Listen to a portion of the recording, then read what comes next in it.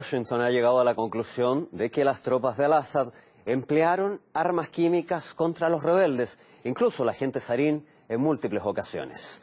Así lo ha declarado a los periodistas el consejero adjunto de Seguridad Nacional de la Casa Blanca, Ben Rhodes.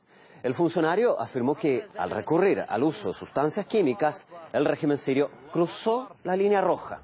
Según él, el informe de la inteligencia estadounidense transmitido al Congreso asegura que entre 100 y 150 personas habrían muerto en estas agresiones hasta la fecha. Asimismo, Rhodes subrayó que Washington no tiene ninguna información fiable sobre el uso de este tipo de armamentos por parte de la oposición siria. Añadió que Estados Unidos ya ha transmitido esta información a sus socios y aliados extranjeros, incluso Rusia. Según algunos medios de la inteligencia, la Unión Europea también posee estos datos. Entre tanto, Barack Obama ha cambiado su postura hacia el conflicto sirio y ha decidido que va a proporcionar ayuda militar a la oposición. Sin embargo, actualmente no se informa sobre los detalles. Y para profundizar las repercusiones que podría tener estas últimas declaraciones de Washington en el desarrollo del conflicto sirio, conectamos ahora mismo en directo con el analista internacional Fernando Bazán. Muchas gracias por su tiempo. Como ya hemos mencionado, la Casa Blanca ha llegado a la conclusión de que el régimen de Al-Assad ha empleado armas químicas contra los rebeldes en reiteradas ocasiones. ¿Podría acaso tratarse de un intento de manipulación de Washington de la opinión pública? ¿Estará abonando el terreno para intervenir en el país árabe? Gracias por la invitación. Sin lugar a dudas, lo que está haciendo Estados Unidos es, de alguna manera, trazar una nueva línea roja a la anterior que ya había trazado para que el presidente Bashar Assad se sienta en la mesa de negociaciones, teniendo en cuenta que está avanzando dentro del terreno y ha recuperado ciudades claves.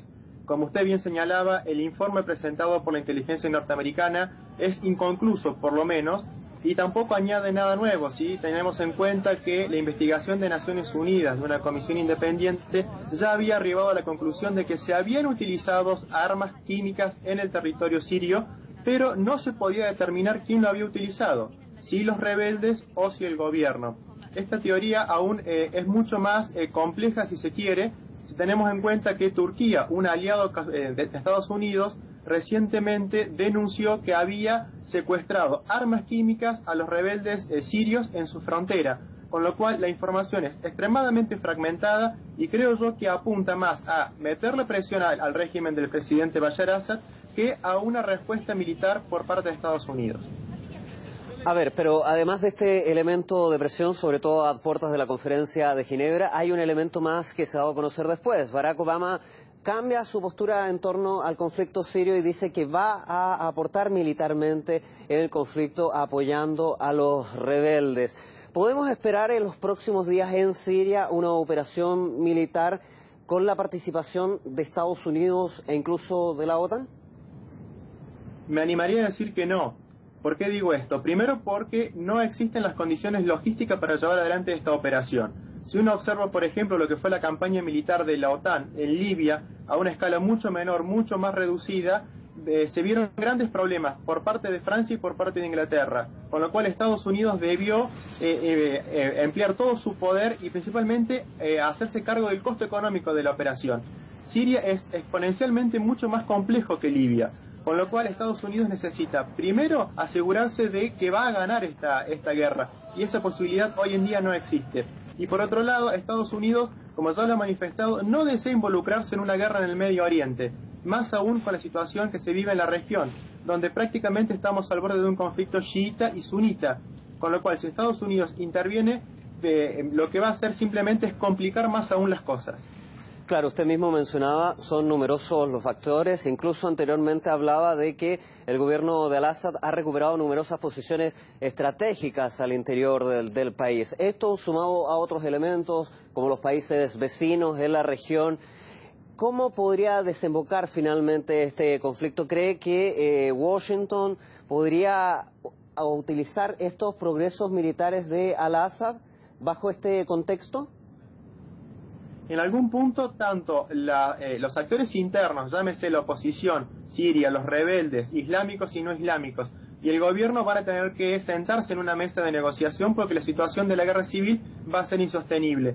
pero principalmente los que deben ponerse de acuerdo primero son los agentes externos al conflicto.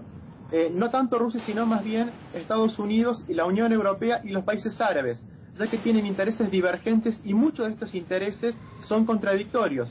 Si uno observa, por ejemplo, la política de Barack Obama, no es la misma que tiene Inglaterra o que tiene Francia, ni hablar la que tienen los países árabes, que son los que impulsan justamente a estos grupos islámicos que son los que están cometiendo los mayores desmanes dentro del conflicto sirio. Entonces, hasta que no exista, primero, una unión de los actores exteriores, que son los que apoyan a cada uno de los bandos en el conflicto sirio, difícilmente se pueda lograr una solución. Bueno, le agradecemos entonces por su análisis. Queda, por cierto, la respuesta rusa, lo decíamos al principio de este informativo.